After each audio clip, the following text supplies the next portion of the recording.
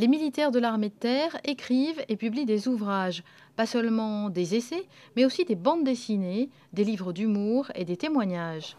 Écrire un livre de conception tactique ne sert à rien si c'est pour répéter ce qu'ont écrit avant soi des auteurs au fil des siècles. Donc on essaie d'aller au fond des concepts pour essayer d'être novateur et d'apporter sa pierre à l'édifice. Cette illustratrice, l'histoire elle est facile, c'est ma tante.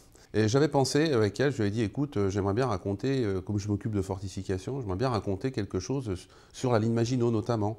Je lui ai dit ce serait bien que ce soit des gamins qui racontent ça.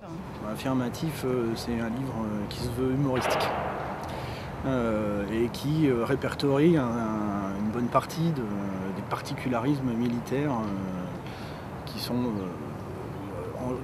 dans lesquels chacun se reconnaît et qui, je pense, amusent les gens. Lorsque j'ai su que je viendrais prendre les écoles, je me suis dit qu'est-ce que je vais pouvoir dire à ces jeunes officiers qui rentrent dans la carrière. Et d'une page, j'en suis arrivé à finalement écrire un livre. Chacun de ces hommes entretient avec l'écriture un rapport particulier.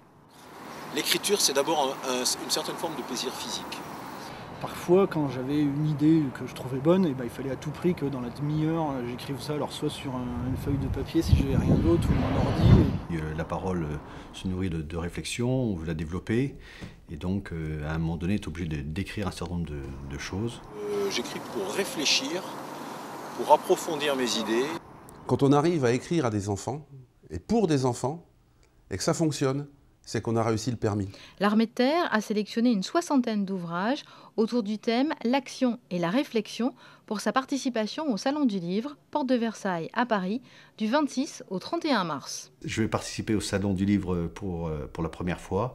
Je crois que c'est un moment important parce qu'il s'agit aussi de montrer à un public, le public français, que l'armée de terre et plus largement les armées possèdent dans leur rang de nombreux officiers, de nombreux cadres qui souhaitent témoigner, qui réfléchissent et qui sont capables eux aussi d'apporter leur contribution à la réflexion aux questions de défense. Rendez-vous donc sur place avec les militaires écrivains pour des dédicaces.